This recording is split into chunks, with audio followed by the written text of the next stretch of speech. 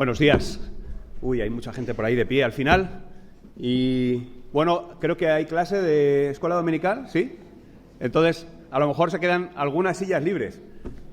Chicos, profes, ¿vamos saliendo? ¿Sí? Con tranquilidad, ¿eh? Y ahora los que estáis ahí de pie, enseguida localizáis los sitios para poder sentaros.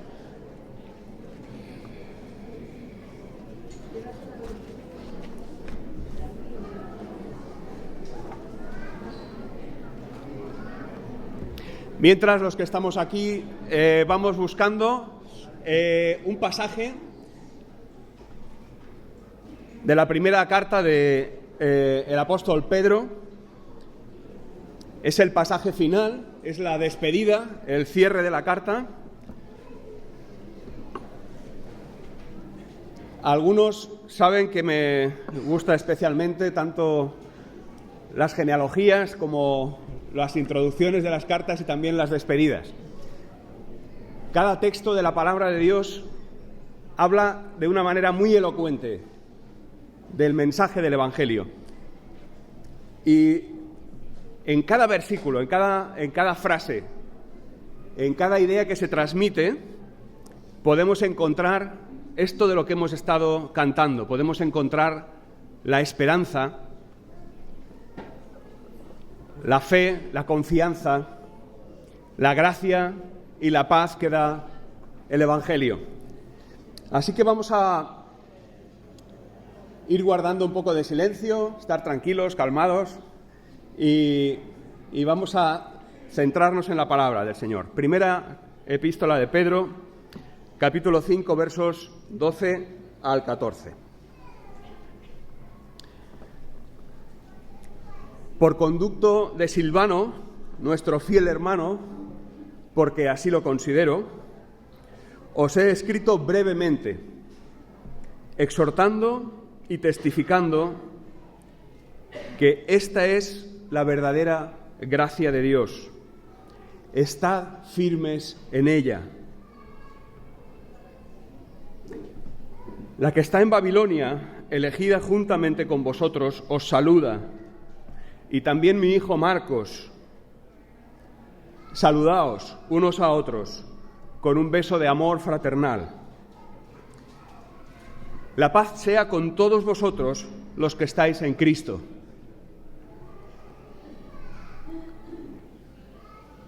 Tres versos con los que Pedro se despide de sus lectores, de aquellos que van a recibir la carta, aquellos a quienes ha tenido en cuenta a la hora de escribir todo lo que hemos estado considerando estas últimas semanas y meses.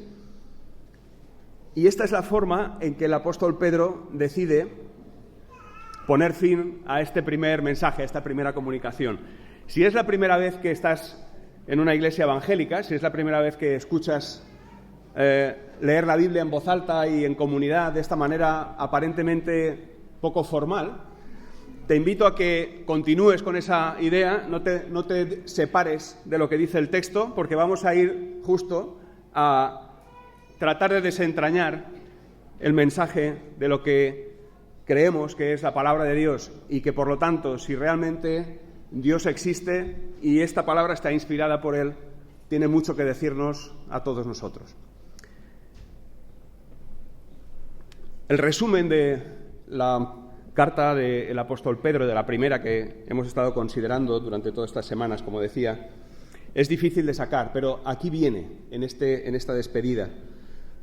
Dice que por conducto de Silvano, el gran amanuense, Silvano es alguien que en la Biblia, en las cartas de Pablo y en las cartas de Pedro, en esta carta, es citado como alguien que ayuda a escribir, como alguien que tiene un nivel y una habilidad especial, humanamente hablando, también, para poner por escrito aquello que los apóstoles están queriendo transmitir.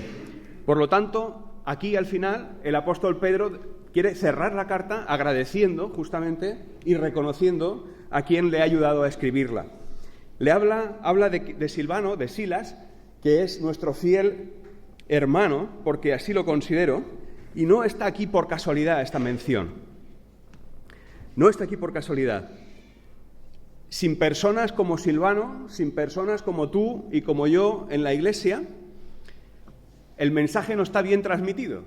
Dice, si nos vamos a través de toda la Biblia, nos vamos a dar cuenta de que es imposible, en primer lugar, completar la imagen de Dios. Es imposible completar el mensaje de Dios. Pero es a base de las experiencias y las vivencias de cada persona que ha creído en Cristo que nos hacemos una idea bien clara de quién es el Dios de la Biblia. No el Dios de la religión, el Dios de la Biblia. El que la propia Biblia llama el Dios y Padre de nuestro Señor Jesucristo. Solo una persona ha sido capaz de dar el mensaje claro acerca de quién es Dios y qué quiere de nosotros. Esa persona es alguien que dijo que era su propio hijo. Y todavía nadie le ha podido contradecir con argumentos suficientes. Dijo que era el Hijo de Dios y se levantó de la tumba. Dijo que era el Hijo de Dios y transformó las vidas de tantas personas, que también impactó a la sociedad de su tiempo y hasta hoy sigue influyendo y sigue impactando en cada uno de los que estamos aquí y en muchos millones de personas que lo confiesan como el Salvador de sus vidas. Así que el apóstol Pedro está agradecido por tantas cosas, por tantos momentos, por tantas personas. En primer lugar, por aquellos a quienes escribe. Y si vemos la primera parte de la carta, cuando hace la introducción, dice a quién se dirige. Y aquí está diciendo quién le está ayudando. La Iglesia de Jesucristo es una iglesia llena de dones, llena de personas que están de una manera especial tocadas por Dios para que ejerzan una determinada misión. Y aquí la misión de Silas, o de Silvano, como viene aquí, es el mismo nombre pero traducido de maneras distintas, es plasmar en 5 capítulos un mensaje que hasta hoy todavía no se ha agotado. Los comentarios a los libros de la Biblia todavía siguen produciéndose. Cada vez se sigue sacando más enseñanza, cada vez se sigue sacando más vida de las palabras de la Biblia. El libro más leído, el libro más producido, el libro más vendido, el libro que más corre por el mundo, en cualquier formato, en formato papel, en formato digital, en forma de folletos, de fragmentos, que el texto que más extensión tiene en todo este mundo, traducido a más idiomas, es la palabra de Dios, es la Biblia. Y Pedro aquí, que todavía no sabía lo que iba a ocurrir 2000 años después, está dándole las gracias a Silas, a Silvano, por haberle ayudado con plasmar todo lo que él tenía en su corazón, todo lo que él tenía en su mente en cuanto a este mensaje. Así que dice, os he escrito brevemente, porque él, en realidad, si pasamos las páginas de lo que es la primera carta de Pedro, veréis que son 3 páginas, como mucho, depende del formato de Biblia que tengáis. Os he escrito brevemente porque no desea extenderse mucho. Sabe que el mensaje del Evangelio es muy sencillo, por una parte, pero también sabe que la capacidad de condensar la enseñanza y la experiencia solo la puede dar Dios y solo se la puede dar a personas que la han experimentado. Y así le había ocurrido a Silvano, a Silas. Grandes verdades en las que reflexionar y grandes verdades que guardar en la memoria de nuestra existencia. Así que el apóstol dice que está exhortando. ¿Qué significa la palabra exhortar? Exhortar no es otra cosa que animar, no es otra cosa que imprimir e impregnar de ánimo a los demás. Dice, os he querido exhortar, os he querido animar. Él mismo describe lo que es exhortar como dentro de la Iglesia, dentro de la propia Iglesia, simplemente unos versos antes, cuando habla de cómo los pastores en las iglesias, como los ancianos en las iglesias, tienen que cuidar del rebaño. Y ahí lo vemos, cómo él quiere exhortar con cariño, pero también con firmeza a aquellos que han recibido la carta, porque como él mismo dice al principio del capítulo 5, quiere pastorear con su propio modelo, que no es otro que el modelo de Jesucristo. Cualquiera que quiera ponerse al frente de una iglesia y quiera poner bajo su autoridad y no bajo la autoridad de Dios a sus feligreses, a aquellos de los que se supone que tiene que cuidar, está en un error. El propio apóstol Pedro, que tenía una gran autoridad, como luego vamos a ver, está queriendo exhortar a aquellos a los que se dirige, a aquellos que estaban dispersos por toda una región que hoy conocemos, es una parte de Turquía, y que entonces se llamaba Asia Menor. Toda la Iglesia, todos los cristianos que están dispersos por allí por diversas razones, necesitan algo, y es eso lo que Pedro viene a enseñarles o Pedro viene a compartir con ellos en su carta. Necesitan exhortación, necesitan ánimo. ¿Por qué necesitan ánimo? Hemos estado viéndolo estas semanas. Necesitan ánimo porque su propia fe, la confesión y vivir de acuerdo con lo que creen, les está trayendo marginación social, les está trayendo problemas de relaciones dentro de las familias y les está trayendo lo que después se convertiría en una gran persecución de la que vemos en las películas, ¿no? En la que acaban los leones comiéndose a los cristianos. Aquí empezaba la persecución, pero no al nivel tan sangriento, podríamos decir, como fue después, sino que aquí estaba empezando la persecución del rechazo, la manera en la que las personas, cuando ven que alguien actúa de acuerdo con lo que piensa, le cueste lo que le cueste, en lugar de preguntarle ¿y cómo es esto?, pues estaban empezando a darles la espalda, tanto sus familias como sus vecinos, sus compañeros de trabajo, y algunos de ellos tenían que empezar a emigrar, tenían que empezar a ser un poco casi como refugiados, ¿verdad? Pues a estos es a los que quiere exhortar, y dice exhortando y testificando. Y aquí es donde me gustaría que centráramos un poco la reflexión de esta mañana. ¿Por qué el apóstol Pedro quiere no solamente exhortar, no solamente hablarles, sino hablarles de manera como un testigo, como alguien que es puesto delante de un tribunal y se le pregunta sobre un hecho que ha ocurrido? Porque el apóstol Pedro no está hablando de una ideología, no está hablando de una religión ni de ideas. El apóstol Pedro está hablando de algo de lo que él fue testigo. No solo fue testigo ocular de los hechos más deslumbrantes de la historia, sino que fue actor y partícipe en el ministerio del Hijo de Dios.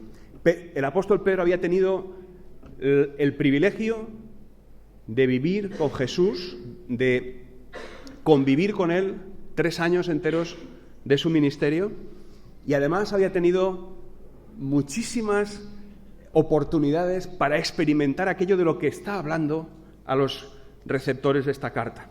Por eso dice, exhortando, os he escrito esto, exhortándoos y testificando, no solo como testigo ocular, como decía, sino como siendo parte de aquello que había ocurrido.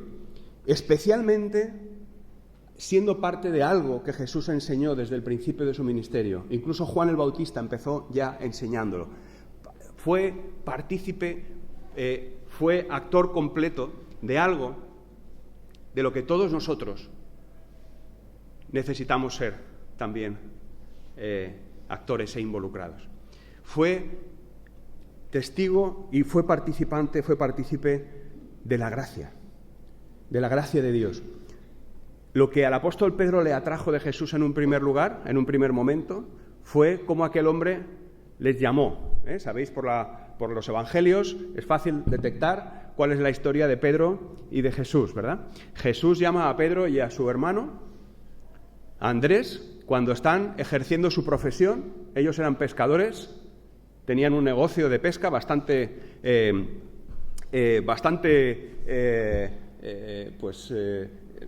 con beneficios, con capacidad para vivir de ello.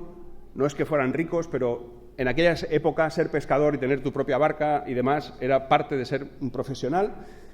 Y cuando Jesús les llama, lo que hubo fue un atractivo especial por Jesús. Pedro había empezado siendo alguien atraído por el personaje, por la persona de Jesús. Pero resulta que Pedro tuvo muchas vivencias con Jesús. Y cuando Pedro está escribiendo esta carta, está teniendo en cuenta todo lo que había pasado entre él y su Señor, a quien él confesaba como su Señor. Pedro en un principio no confesaba a Jesús como un Señor, simplemente le quiso seguir cuando Jesús les dijo, seguidme, ¿verdad? Venid y seguidme. Esto es admiración.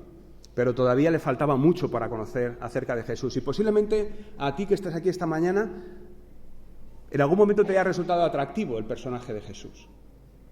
Hay muchas películas, hay muchos libros, hay muchas maneras de acercarse a Jesús como si fuera un personaje histórico con mucho atractivo. Y así lo es, y así lo fue. Y Pedro había pasado por ese momento, pero también Pedro, cuando habla de testificar, habla de algo mucho más intenso. Pedro llegó a decir, al cabo de un tiempo con Jesús, Pedro llegó a declarar, y está registrado en los Evangelios, tú eres el Cristo, el Hijo del Dios vivo.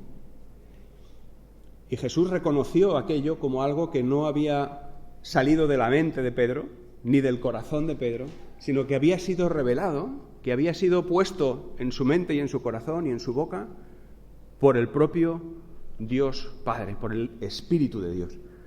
Así que Pedro había pasado de admirar a Jesús como personaje a convencerse de que era el Hijo de Dios y declararlo públicamente. Si fuéramos a través de cualquiera de los evangelios sinópticos, veríamos, los sinópticos son los tres primeros, Mateo, Marcos y Lucas, veríamos cómo en la vida de Jesús y Pedro se van enlazando y se van entrelazando declaraciones y una relación muy intensa. Solo algunos ejemplos. Pedro desafió a Jesús. Todos conocemos esa historia en la que Pedro anda sobre las aguas, ¿no? Cuando lo ve a lo lejos, le dice: si eres tú, mándame que vaya por ti. Sabéis que ellos estaban en la barca y Jesús se les acerca andando por el agua. Y Pedro duda de que ese fuera Jesús y piensa que puede ser cualquiera menos Jesús y dice: si eres tú, di que vaya a por ti. Y Jesús le dijo: vente, y Pedro anduvo por encima del agua. ¿Os acordáis de esa historia, no? Hasta que empezó a hundirse porque vio que lo que estaba haciendo era imposible. Empezó a no creérselo. Fue el propio Pedro el que desafió a Jesús: a ver, si eres tú, pruébanoslo.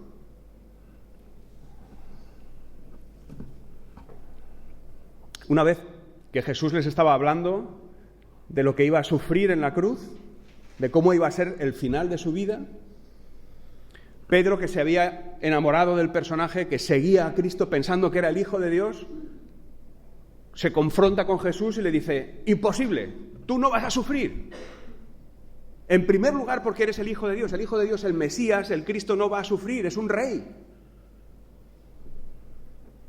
Dice Mateo 16:22, tomándole aparte, Pedro comenzó a reprenderle, diciendo: no lo permita Dios, Señor, eso nunca te acontecerá. Y Jesús le dijo: Pedro, quítate delante de mí. Le llamó Satanás y le dijo: me eres piedra de tropiezo, porque no estás pensando en las cosas de Dios, sino en las cosas de los hombres. Cuando Pedro habla a los destinatarios de la carta, está pensando, está con su corazón lleno de todas esas vivencias que había tenido con Jesús.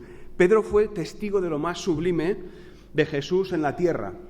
Por ejemplo, en la transfiguración, Pedro con Jacobo y con Juan fueron llevados por Jesús a un monte y Jesús les enseñó la gloria del Hijo de Dios. Y Pedro fue testigo de aquello.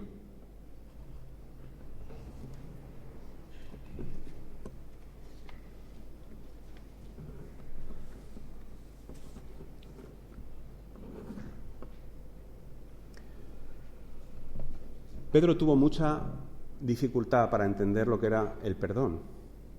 Era un personaje como muchos de nosotros, que se creía muy seguro de sí mismo.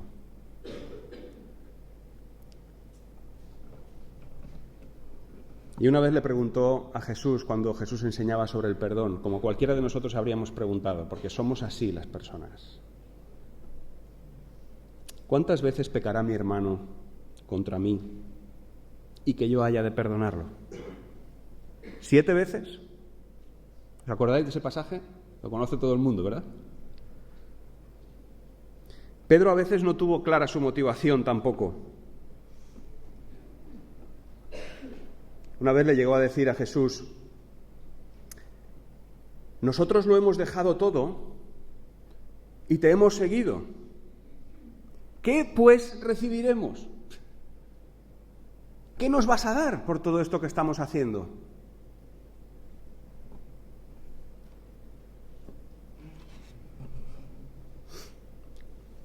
Pedro estaba seguro de que había entregado todo al Maestro, que el Maestro era el Hijo de Dios y que la victoria estaba muy cercana. Y por eso seguramente Jesús les tiene que decir, Mateo 26, 31, esta noche todos vosotros os apartaréis por causa de mí, pues escrito está, heriré al pastor y las ovejas del rebaño se dispersarán. Y Pedro le dijo, aunque todos se aparten por causa de ti, yo nunca me apartaré. Está registrado en los Evangelios. El apóstol Pedro no era una especie de supersanto que andaba a un palmo del suelo, ¿verdad? Que no tocaba tierra. Era como uno de nosotros. De hecho, estoy convencido de que el apóstol Pedro existía y está también reflejado en la palabra para que ninguno de los que estamos aquí esta mañana, para que nadie dude de que Dios puede perdonar cualquier cosa. Que nadie dude de que el Evangelio es para el primero que ha entrado esta mañana aquí y para el último que se va a marchar. Que nadie dude que la palabra de Dios es viva y eficaz. Y como vamos a ver, había transformado la vida de Pedro de ser alguien seguro de sí mismo, que arrasaba con el que se le pusiera por delante, que le decía a todo el mundo lo que tenía que hacer. Lo había transformado en otra persona, sin cambiarle el carácter, solo cambiando su perspectiva. Y Pedro tuvo que enfrentarse a aquel gallo, ¿os acordáis? Que cantó. Y a quien Jesús ya había anunciado que iba a negarle. Pedro tuvo que pasar por esa experiencia de ser el mayor de los fans de Jesús a creerse el mayor traidor de Jesús, a llenarse de sentimiento de culpa y desear no haber nacido después de ver a Jesús crucificado y muerto. Ese es Pedro.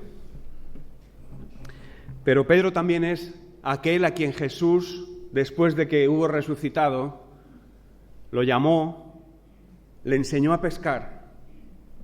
Evangelio de Juan, capítulos 20 y 21. Y luego le dijo, así se tiene éxito en lo profesional, así se tiene éxito en los negocios.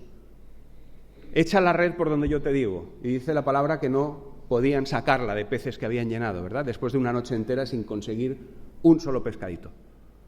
En lo profesional vas a triunfar conmigo. Y le dice, pero yo te voy a pedir algo más. ¿Me amas?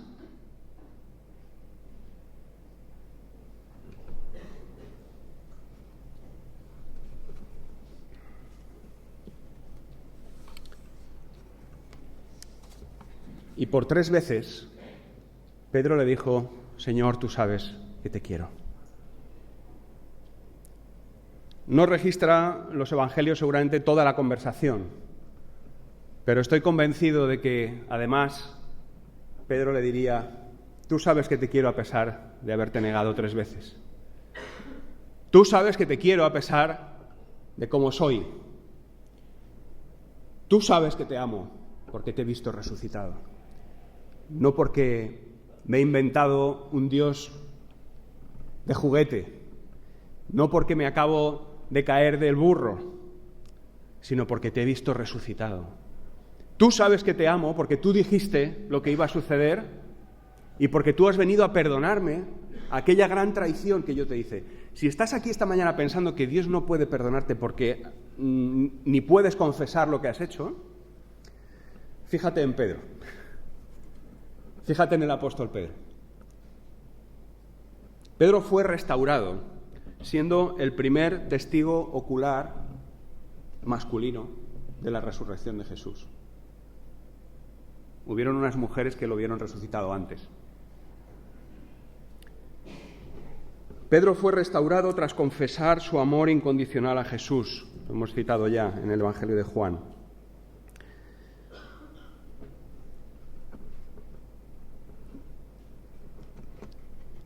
Después de aquello, el apóstol Pedro fue usado por el Espíritu Santo para que muchas personas vinieran a Jesucristo. Y todo el libro de Hechos, el libro de los Hechos de los Apóstoles, recoge una buena parte de la historia del Pedro transformado, del Pedro que escribía esta carta, la primera carta, del Pedro que podía decir, que podía exhortar, que podía animar a otros porque había sido testigo de algo grandísimo, no solo de la resurrección de Jesucristo, sino del perdón de sus pecados. Él había experimentado la liberación que supone que Dios te diga: apacienta a mis ovejas, vente a mi equipo, juega conmigo este partido que está ganado.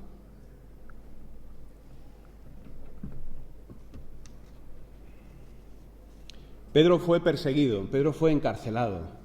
Pedro acabó sus días poco después de escribir esta carta, crucificado cabeza abajo. Pedro sabía lo que era sufrir por su fe, no por una ideología, sino por su confianza en que Cristo es la vida, que Cristo es la solución, que Cristo es el perdón, que Cristo encarna justamente el carácter de Dios, que no es un Dios que viene a imponerte ninguna regla, es un Dios que viene a mostrarte el amor y la gracia de poder perdonarte, no importa lo que hayas hecho, no importa lo que hayas dicho. Si estás aquí esta mañana por primera vez y estás escuchando esto, son buenas noticias. Esto es lo que llamamos el Evangelio, ¿verdad? La pregunta de esta mañana es algo que tiene que ver con esta frase de Pedro. Dice: esta es la verdadera gracia de Dios. Hemos estado cantando Gracia Sublime, ¿verdad? Esta es la verdadera gracia de Dios. Y dice aquí: estad firmes en ella. No, una vez el creyente, una vez la persona ha confesado que Cristo es su Salvador, ha reconocido que necesita perdón y se ha acercado a Dios pidiendo perdón y arrepentido, experimenta justamente la necesidad de vivir para Él. Y entonces es cuando sabe lo que es la gracia de Dios. Así que la gracia de Dios, en la que quiere Pedro que sus lectores estén firmes, es ni más ni menos que experimentar perdón. Seguro que tienes ganas cada día de pedir perdón por pequeñas cosas que haces con los demás. ¿Cuántas veces llegamos a pedir perdón, no?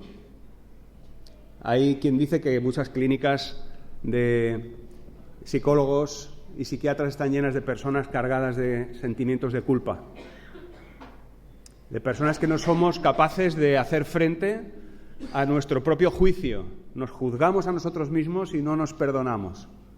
Juzgamos a otros y no les perdonamos. Y el Evangelio de Jesucristo justamente habla de traer todo eso a los pies de la cruz y confiar que todo el perdón que hacía falta para tu vida, que todo el perdón que hace falta para mi vida, lo trajo Dios el Padre en la persona de Cristo. Que el único que era inocente, el único que no tenía que pedir perdón por nada, ni por nadie, ni a nadie, fue el que se puso a disposición de la justicia de Dios para que todo el castigo, para que toda la pena, para que toda la condena de nuestras culpas, de aquello por lo que estamos cargados, cayera sobre Él. Y por eso hoy estamos cantando, por eso estamos tan contentos los cristianos, porque Dios nos ha liberado de nuestra culpa, de la carga que llevamos. Jesús invitaba a sus discípulos a que descargaran su culpa en Él. Y nos está invitando desde la cruz. Esa cruz que está vacía, pero donde están clavados nuestros pecados y nuestras culpas, nos está invitando a que solo reconozcamos que Él era quien dijo ser y que Él vino a lo que dijo que venía, que es a morir por nuestros pecados, a llevar nuestras culpas, a llevar nuestra carga hasta el final, para que se cumplieran dos cosas: la justicia de Dios cayera sobre Cristo, y toda la gracia de Dios se demostrara en ese regalo de Dios, en el regalo de la cruz. Ahí se complementan, en la cruz se complementan, en la cruz se completa el mensaje del Evangelio. Uno que quiere perdonar y uno que quiere pagar la justicia. Y nosotros estamos solo siendo objeto de aquello. Pedro,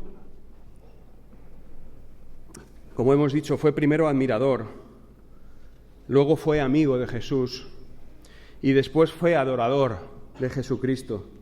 Pedro escribió esta carta a hermanos suyos en las iglesias de una región, como hemos dicho antes, muy amplia, muy dispersos, solo para exhortarles, solo para animarles, solo para decirles: la fe que tenéis, la fe que tenemos, supera cualquier prueba, porque es una fe que está puesta en aquel que ha superado la muerte. Es una fe que está puesta en aquel que dijo que iba a resucitar y resucitó. En aquel que dijo que venía a cargar con nuestras culpas y cargó con nuestras culpas.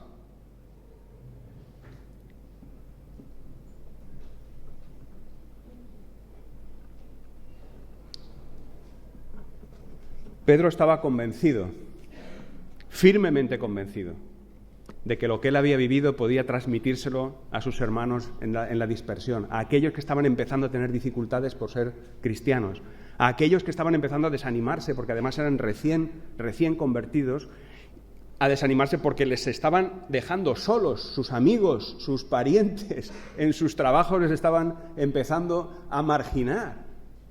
Y Pedro les dice: no hay nada que no esté ya superado. Y si leemos la carta, esta primera de Pedro, nos vamos a dar cuenta de la intensidad de ese mensaje. Dice, después de presentarse, en el capítulo 1, verso 3, bendito sea el Dios y Padre de nuestro Señor Jesucristo, quien según su gran misericordia nos ha hecho nacer de nuevo. Nos ha hecho nacer de nuevo a una esperanza viva. Y eso lo ha hecho mediante la resurrección de Jesucristo de entre los muertos. Esta es la esencia del Evangelio. Esto es aquello en lo que tú y yo podemos afirmarnos y podemos confiar para siempre, sin que nada nos haga tambalear.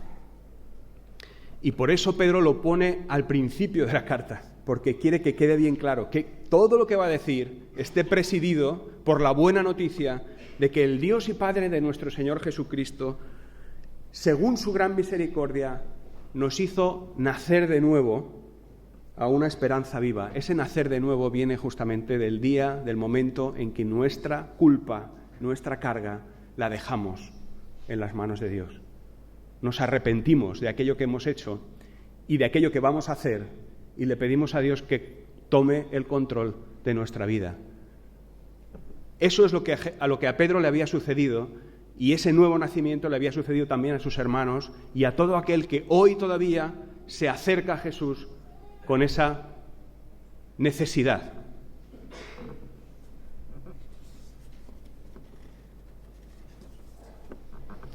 Pero también nos hemos dado cuenta durante la lectura de esta carta que este renacimiento, este renacer espiritual, va a traer de forma inevitable consecuencias. No es lo mismo intentar ser una buena persona para ganar el cielo que saber que el cielo ya está ganado y obrar en consecuencia. Todas las religiones nos apuntan hacia un método de salvación. Sigue estas reglas y cuando llegues al cielo tendrás todo esto que exhibir. El problema que tenemos y por el que estamos en muchas ocasiones tan tristes y tan frustrados es porque no hay manera de ser perfectos. Dice la Biblia que hay una cosa que tenemos todos los seres humanos cuando nacemos, y es una tendencia a decidir por nosotros mismos sin estar capacitados para ello. Así que Cristo vino a vencer esa tendencia. Cristo vino a hacerse con las consecuencias de todo el mal de la humanidad. Cristo vino a pagar por los pecados de toda la humanidad y para que todos aquellos que confiesen, que reconozcan que necesitan ese perdón, estén con Él por siempre. Y ya la muerte física no será importante. Y por lo tanto, cualquier circunstancia en la que vivamos, cualquier circunstancia en la que iban a vivir aquellos hermanos de Pedro, es pasajera y está superada. Está superada por la resurrección de Cristo. Así que el apóstol Pedro vemos que en su carta tuvo un propósito al escribir a los expatriados, como dice él, del Asia Menor, lo que hoy conocemos como Turquía, ¿verdad? Él tenía el propósito de mostrarles la gracia de Dios, de mostrarles la esperanza de la resurrección, de demostrarles que la fe que había cambiado sus vidas para siempre es la que les iba a llevar a estar para siempre con Jesús. Y también, como leemos aquí, termina la carta diciendo la paz del Señor. Que la paz del Señor esté con vosotros, porque todo eso que hemos estado escuchando produce algo que no es ausencia de guerra, produce la sensación de estar en paz con tu Creador, de estar en paz, además, con las personas que te rodean y de poder andar por la vida enfrentando cualquier cosa, sabiendo que está superada por la resurrección de Cristo. ¿Crees esto? ¿Has experimentado el perdón de Dios? Hoy puedes irte de aquí tal cual, olvidándote de todo lo que has escuchado. Pero también puedes irte de aquí habiendo experimentado la paz con Dios. La paz con quienes más quieres. Si reconoces y aceptas que tienes mucho por lo que ser perdonado, pero que la gracia de Dios todavía es mayor que aquello por lo que tienes que ser perdonado. En el momento en que traigas eso delante de Dios en oración, desde donde estás, con una breve oración a Dios, confesando que necesitas perdón y pidiéndole que sea el Señor de tu vida, empezarás a notar como el propio Espíritu de Cristo te da la paz más valiosa. Nosotros no vendemos nada. Nosotros compartimos el Evangelio. Nosotros compartimos la paz que Dios nos ha dado. Si esta mañana has venido por primera vez y es posible que no esperases una pregunta como esta, enfrentarte a algo así, sino que venías quizá a lo mejor pues a ver un acto que luego vamos a celebrar en el que, como consecuencia de nuestra entrega a Dios, entregamos también públicamente a nuestros hijos al Señor. Y pensabas que ibas a ser un mero espectador, pues siento decepcionarte. Pero cualquiera que se expone a la palabra deja de ser espectador y entra en la dinámica del Espíritu Santo llamando a la puerta de cada uno. El poder que Dios tiene para perdonarte es el mismo que tiene para moverte a que reconozcas quién es.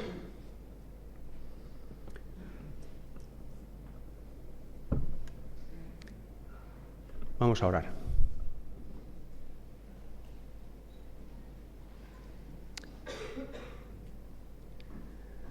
Padre nuestro, te damos muchas gracias por tu Hijo Jesucristo. Yo, Señor, te doy gracias porque tú me